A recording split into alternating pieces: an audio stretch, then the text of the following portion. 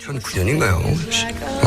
10년인가요? 노무현 재단 이사장 계실 때. 제가 그때 아직 정치를 하시기 전이죠. 대선 출마 안 하냐고 질문을 계속했어요. 기억나시죠? 그 질문을 인터뷰 내내 수십 번 했었어요. 그런데 어쨌든 결국 이렇게 나왔으니까 네. 우리 김총수께서 애프터 서비스까지 책임지셔야 됩니다. 제가 알 바 아니고요. 이재명 사이다. 문재인 고구마. 고구마 아닌가요? 답답하다. 고구마. 이재명 시장이 아주 잘 하고 있는 것은 맞고요. 정말 사이다 맞습니다. 어쨌든 사이다는 금방 또 목이 마르잖아요. 탄산음료가 밥은 아니죠. 고구마는 배가 든든합니다. 저는 든든한 사람이다. 이렇게 답을 드리고 싶습니다. 웃지 마세요. 본인 앞가림부터 해야죠. 본인 재수쟁인데 남들 재미다가 또 낙방하고 삼수는 못 하시잖아요. 재수.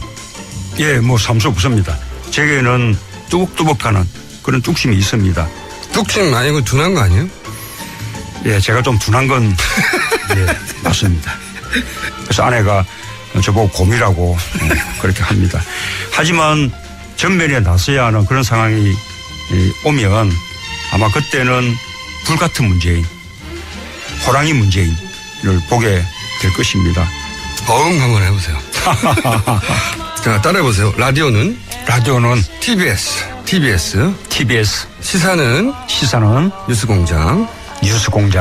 손석희보다 김어준. 네. 김어준 짱. 네. 잘하셨고요.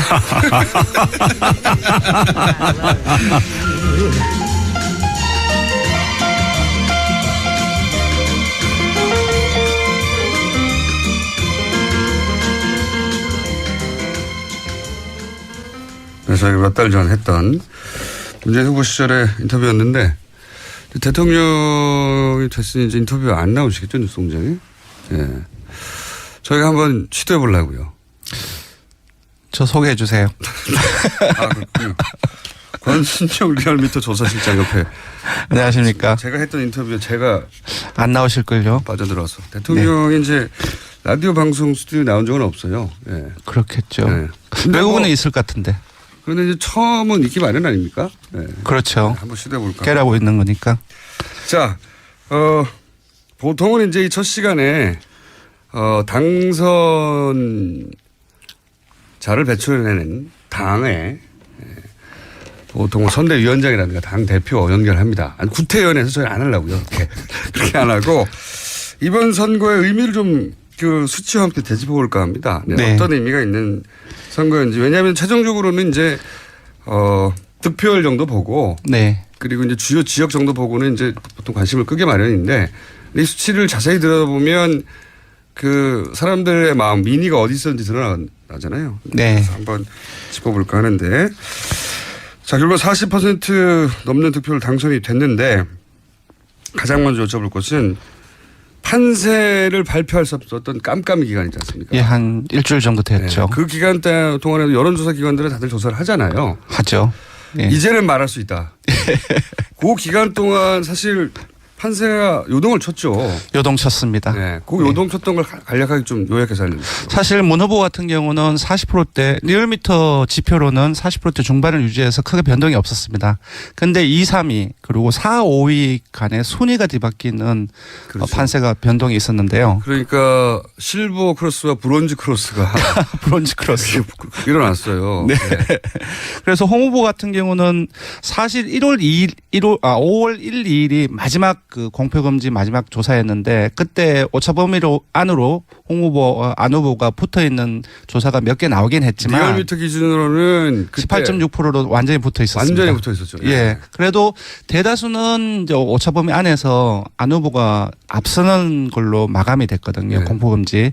근데 들어서면서 역전이 되었습니다. 리얼미터 기준으로는. 저도 사실 누구한테 말을 못하고 듣긴 했는데 그때 사실 안철수 후보 3번이 폭락을 했어요.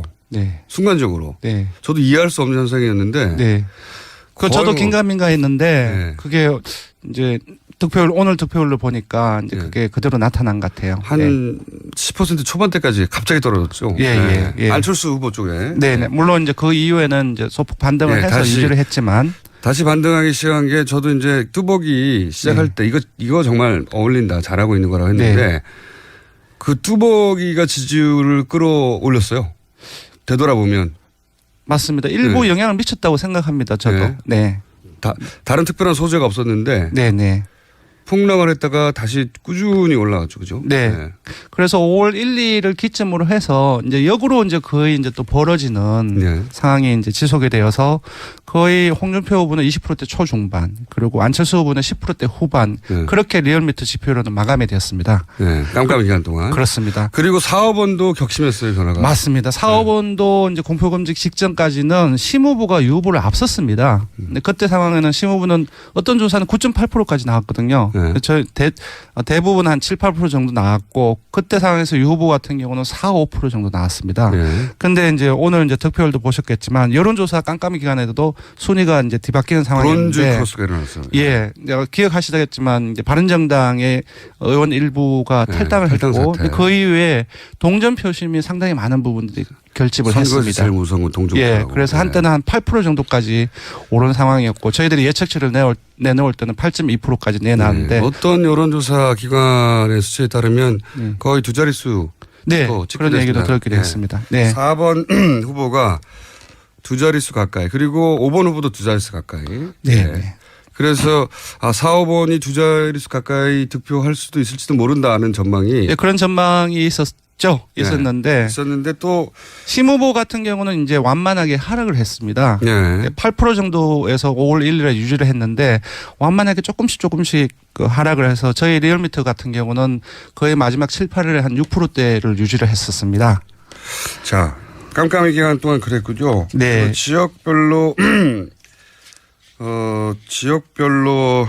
우선 호남 지역 한번 짚어볼까요? 예, 이거는 이제 저희 득표율 예측 TBS하고 한 득표율 예측에 이제 권역별로 이제 그 추정 득표를 하고 오늘 나온 개표 상황에서 득표 거의 비슷합니다. 리얼미터 자랑 한번 하고요. 그런데 일단 오늘 이제 그 개표 상황을 이제 알려드려야 될 것 같은데 호남을 먼저 보면은 광주가 문 후보가 61% 정도, 안 후보가 30% 정도, 2대1 정도가 나왔습니다. 전체적으로 6대3 정도인데. 예, 전남도 마찬가지인데 59.9, 30.7로 거의 2대1이고 전북은 약간 더 벌어졌습니다. 64.8대 23.8. 이제 거의 이제 광주 전라를 전부 다 합치면은 2대1 정도로 문 후보의 기존의 여론조사보다는 조금 더 문 후보에 쏠려 있는 결과가 나왔습니다. 그 호남에서 국민의당이 지난 총선에서 압승했던 거를 생각해 보면 그렇죠.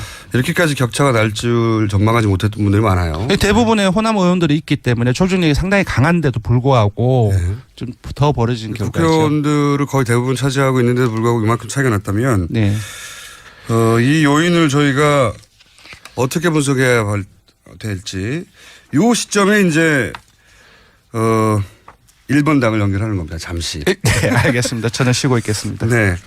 자, 문재인 후보가 호남에서 압승할 수 있었던 요인은 뭘까? 김홍걸 더불어민주당 국민통합위원장 연결됐습니다. 안녕하세요, 위원장님. 예, 안녕하세요. 김홍걸입니다. 네. 지난 총선에서 호남 전역에서 더불어민주당 후보가 전패했지 않습니까? 예, 그렇죠. 예. 그런데 이번에는 호남 전역에서 문재인 후보가 압승을 했어요. 네. 이 요인을 어떻게 분석하십니까? 다들 아시겠지만, 이제 호남 유권자들의 그 전략적인 투표, 그것이 한 번 더 나왔다고 할 수 있는데요. 이제 이번에 확실한 정권 교체, 믿을 만한 대통령 뽑자는 그 의견이 강했기 때문에 안철수 후보 쪽은 좀 정체성이 불분명한 것을 보여주지 않았습니까? 그래서 아마 그 부분 때문에 이 될 사람으로 표를 몰아주자 하는 그 여론이 막판에 강해진 거죠. 선거 막판에 될 사람을 빌어줘 전략적 호남이 이제 전략적 투표 유권자들이 하는 것으로 유명한데 이번에도 그런 경향성이 강하게 나타난 것이다. 예, 그렇게 봐야죠. 자, 그러면은 사실 문재인 후보를 가장 강하게 공세를 취한 건 국민의당이었습니다. 소위 이제 문모닝이라고 예, 그랬죠. 불리는 아침마다 이제 문재인 후보를 거론하는 국민의당의 공세가 아주 강했었는데 이런 공세가 역효과를 불러온 건가요? 어떻게 분석하십니까? 그렇게 봐야죠. 그러니까 자신들이 집권하면 무엇을 할 수 있을지, 또 과연 집권하게 되면 누구와 손을 잡고 정치를 할 것인지, 이런 것은 얘기를 하질 못하면서 계속 상대방을 공격만 하니까 결국은 이 수권 정당으로의 모습은 전혀 보여주질 못한 거죠. 그러면 이제 호남 국민의당에서 항상 주장했던 반문정서, 예. 이 반문정서는 앞으로 어떻게 될 거라고 보십니까? 반문정서가 실제 하는지 어느 정도인지 앞으로 어떻게 될 건지 어떻게 전망하십니까? 물론 이번에 이제 안철수 후보가 받은 30% 정도의 표 중에 예. 반문 정서가 분명히 있죠. 네네. 안철수 후보에 대한 동정론, 거기서 나온 표도 물론 있고. 네. 근데 이제 반문 정서가 아직 존재하는 것은 사실이지만, 네. 이제 서서히 누그러질 것이다. 새 정부가 하는 것을 보면은 이 반문 정서는 서서히 사라질 걸로 저는 봅니다. 알겠습니다. 오늘은 간단하게 짚어보는 시간이라 여기까지 하고요. 저희가 조만간 따라 한번 모시겠습니다. 감사합니다. 예, 감사합니다. 네. 지금은 이제 정치인들이 주인공이 아닌 시간이기 때문에. 자, 그리고 굉장히 이걸 짚어주는 언론이 없는데 굉장히 이제 독특한 지점이 부산과 광주에서 각각 1위를 한 최초의 대통령 네. 당선자입니다. 예. 그래서 부산 지역도 한번 짚어볼까 하는데. 네. 지난 기억하실지 모르겠지만 지난 18대 박근혜 전 대통령이 될 때 부산과 울산, 경남 모두 네. 합치면 한 60% 정도 부울경 소위. 예, 네. 아주 대다수의 득표율을 네. 올렸는데 이번에 양상이 상당히 많이 다릅니다. 예. 부산 같은 경우는 비록 조금 5%포인트의 격차이지만 문 후보가 앞섰고요. 울산도 마찬가지입니다. 울산은 네. 격차가 조금 더 벌었습니다. 38대 28 정도로. 네. 경남 같은 경우 홍 후보가 문 후보보다 한 0.5%포인트 앞선 채로 마쳤지만 거의 똑같습니다. 그러니까 도지사를 직전에 했다는 걸 생각해 보면. 예.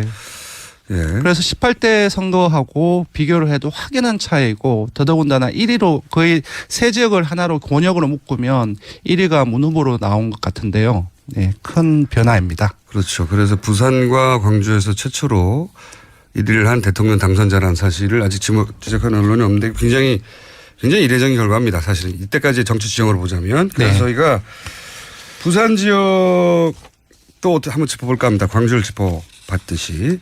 자, 이번에는 부산 북구 강서구 갑 전재수 의원 전화 연결됐습니다. 안녕하십니까?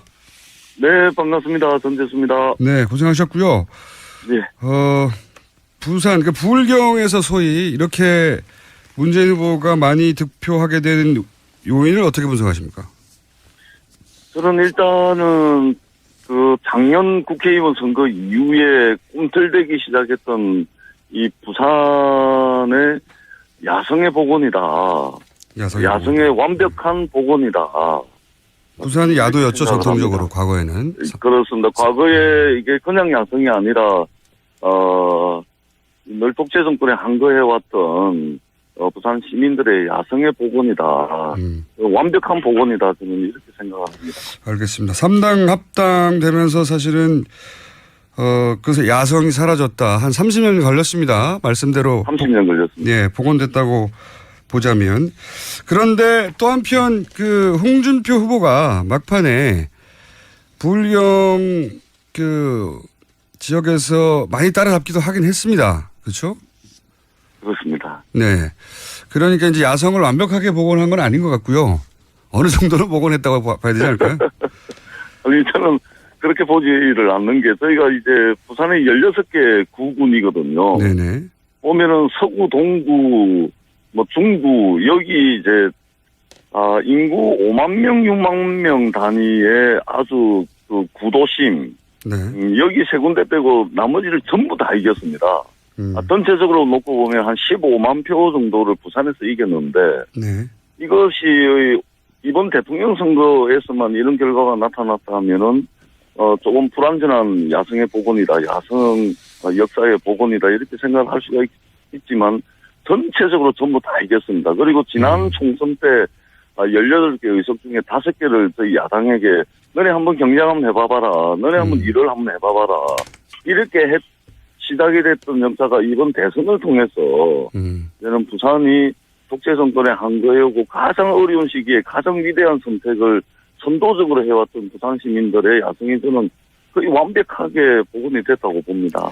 알겠습니다. 오늘은 저희가 잠깐 짚어보는 시간이라 여기까지 하고요. 조만간 저희 스튜디오에 한번 모시겠습니다. 오늘 말씀 감사합니다. 네, 고맙습니다. 네. 더불어민주당 전재수 부산 공동선대위원장이었고요. 네. 저희는 그래서 정치인들이 주인공이 아닌 시간을 계속 보통 정치인들이 주인공인데. 자, 그러면 40% 초반 41점 몇 퍼센트 되죠? 예. 예, 41점 지금 1% 99.7% 현재 개표율 41.1% 조금 바뀌었는지도 모르겠습니다. 네. 41%대인데 네. 뭐 큰 차이는 없을 것 같고. 네. 이 득표를 여론조사 기관으로 오랜 선거를 통계치를 내온 전문가로서는 이 기록을 어떻게 평가하십니까?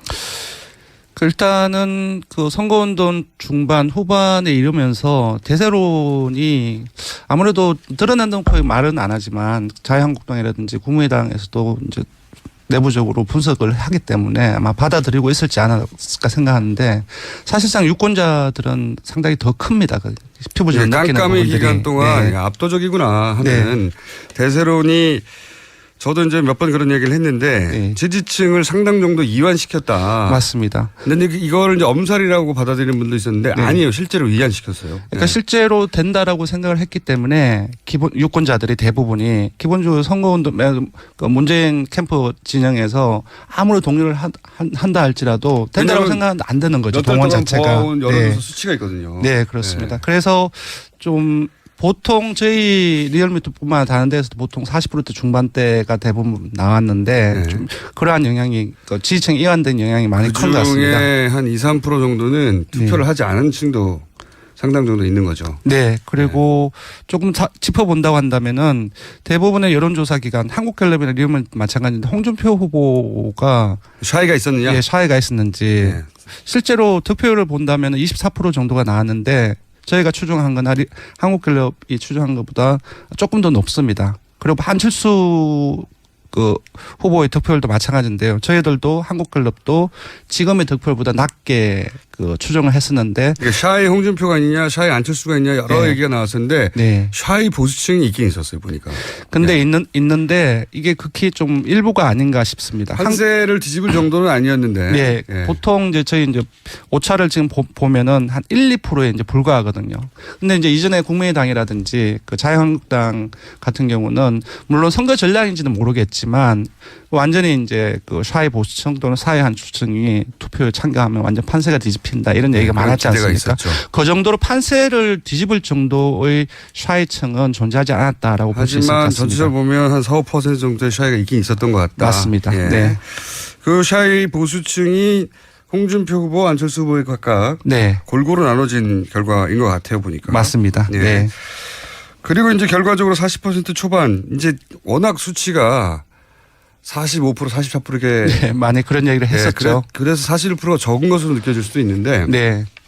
저는 엄청나게 높은 거라고 보거든요. 앞서 코너에서 바깥에 있으면서 조금 들었거든요. 그게 맞는 분석이라고 생각합니다. 그러니까 다자구도 네. 특히나 군소 후보가 없어요.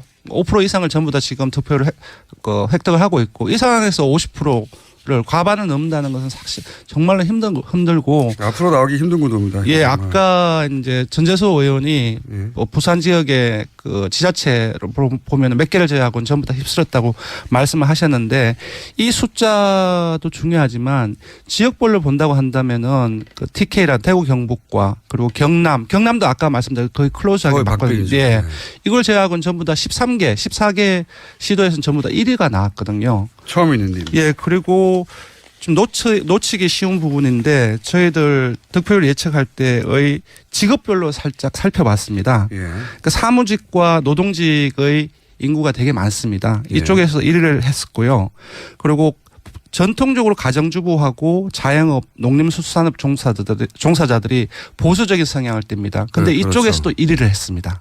그래서 보면은 모든 직업에서 일을 했어요. 모든 무직을 직업군이라고 분류를 한다고 했을 때 무직을 제외하고는 모든 직업군에서 1위를 했습니다. 그래서 50대 이하 모든 연령층에서 1위. 예. 그래서 지금 전국적 지역이나 그리고 연령층이라든지 그 직업을 봐도 전반적으로 문 후보가 대다수가 1위를 했던 걸 봤을 때 41.1%대 수치로만 환산해 볼 수 없는 부분이 있고 그리고 오자구두를 감안한다고 한다면은 상당히 높은 득표율이다. 제가 봤을 때는 향후의 국정 운영을 좀 원활하게 해나가기 위한 충분한 정도였던 그 지표가 아닌가 그렇게 생각이 듭니다. 모든 연령 그러니까 모든 직업군에서 1위.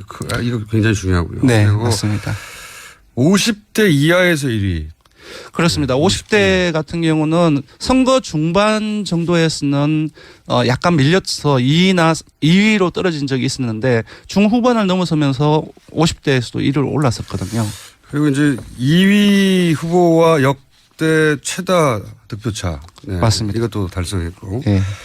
나중에 이제 의미 분석이 여러 갈래로 되겠지만 수치로 뭐 45%를 득표하네 하는 그 수치에 익숙하다 보니까 이게 적게 느껴지는 거죠. 네. 굉장한 수치를 그렇습니다. 도달했고 이 결과는 또 분석이 되겠죠. 오늘은 저희가 숫자를 가지고 하는 얘기는 여기까지만 해야 될 것 같아서 큰 틀만 짚어보고 다음에 또 좀 세부적으로 네. 지역별로 직업군별로 나이별로 분석을 좀 더 해보겠습니다.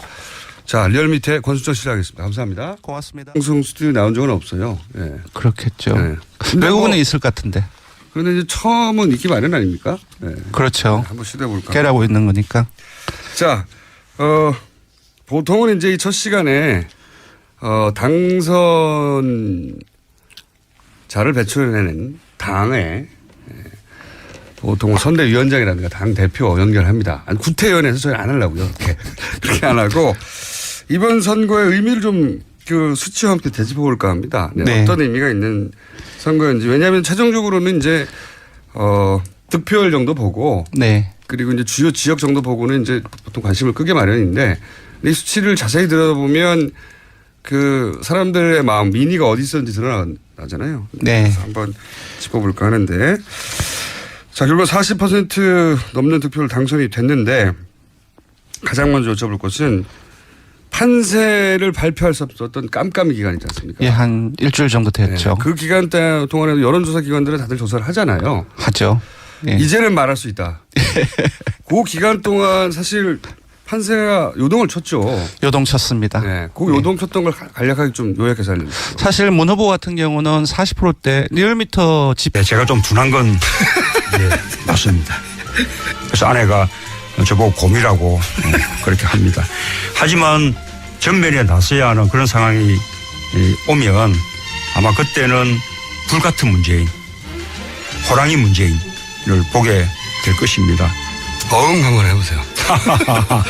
자, 따라해보세요. 라디오는 TBS. 시사는 뉴스공장. 손석희보다 김어준.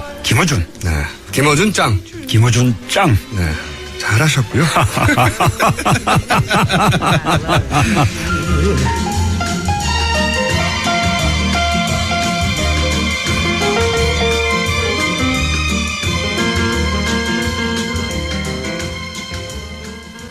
그래서 저희가 몇 달 전 했던 문재인 후보 시절의 인터뷰였는데 대통령이 됐으니 이제 인터뷰 안 나오시겠죠, 뉴스공장에? 예. 저희가 한번 시도해 보려고요. 저 소개해 주세요. 아, 그렇군요. 권순정 리얼미터 조사실장 옆에. 안녕하십니까. 제가 했던 인터뷰에 제가 안 나오실걸요. 빠져들어서. 대통령이 이제 라디오 방 표로는 40% 중반을 유지해서 크게 변동이 없었습니다. 근데 2, 3위 그리고 4, 5위 간의 순위가 뒤바뀌는 그렇죠. 판세가 변동이 있었는데요. 그러니까 실버 크로스와 브론즈 크로스가 브론즈 크로스. 일어났어요. 네. 그래서 홍 후보 같은 경우는 사실 5월 1, 2일이 마지막 그 공표금지 마지막 조사였는데 그때 오차범위로 안으로 홍 후보, 안 후보가 붙어 있는 조사가 몇 개 나오긴 했지만 리얼미터 기준으로는 18.6%로 완전히 붙어 있었습니다. 완전히 붙어 있었죠. 예. 그래도 대다수는 이제 오차범위 안에서 안 후보가 앞서는 걸로 마감이 됐거든요. 네. 공포금지. 근데 들어서면서 역전이 되었습니다. 리얼미터 기준으로는. 저도 사실 누구한테 말을 못하고 듣긴 했는데 그때 사실 안철수 후보 3번이 폭락을 했어요. 네. 순간적으로. 네. 저도 이해할 수 없는 현상이었는데 네. 그 저도 거의 긴가민가 했는데 네. 그게 이제 득표율 오늘 득표율로 보니까 이제 네. 그게 그대로 나타난 것 같아요. 한 10% 초반대까지 갑자기 떨어졌죠. 예. 안철수 후보 쪽에. 네. 네. 물론 이제 그 이후에는 이제 소폭 반등을 네, 해서 다시 유지를 했지만 다시 반등하기 시작한 게 저도 이제 뚜벅이 시작할 때 이거 정말 어울린다 잘하고 있는 거라고 했는데 2009년인가요? 10년인가요? 노무현 재단 이사장 계실 때 제가 그때 아직 정치를 하시기 전이죠. 대선 출마 안 하냐고 질문을 계속했어요. 기억나시죠? 그 질문을 인터뷰 내내 수십 번 했었어요.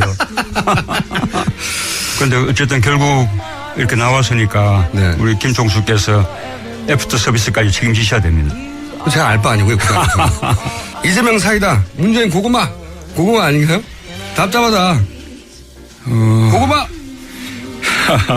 이재명 시장이 아주 잘 하고 있는 것은 맞고요. 정말 사이다 맞습니다. 어쨌든 사이다는 금방 또 목이 마르잖아요. 이 탄산음료가 밥은 아니죠. 고구마는 배가 든든합니다. 저는 든든한 사람이다. 이렇게 답을 드리고 싶습니다. 웃지 마세요. 본인 앞가림부터 해야죠. 본인 재수쟁인데 남들 재기다가 또 낙방하고 삼수는 못 하시잖아요. 재수. 예, 뭐 삼수 없습니다. 제게는 뚜벅뚜벅하는 그런 뚝심이 있습니다. 뚝심 아니고 둔한 거 아니에요? 그 뚜벅이가 지지율을 끌어올렸어요. 되돌아보면. 맞습니다. 일부 네. 영향을 미쳤다고 생각합니다. 저도. 네. 다른 특별한 소재가 없었는데 네. 폭락을 했다가 다시 꾸준히 올라갔죠. 그죠? 네.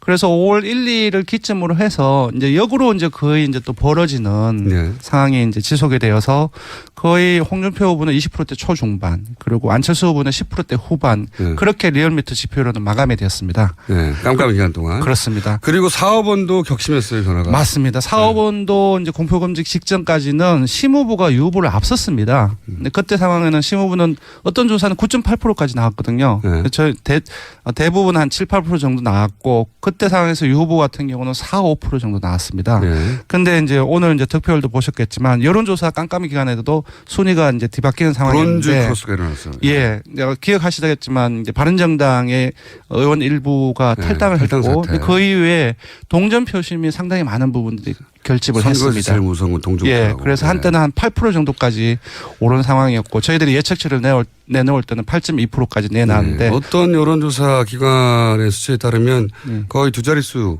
네, 찍히게 그런 얘기도 됐습니다.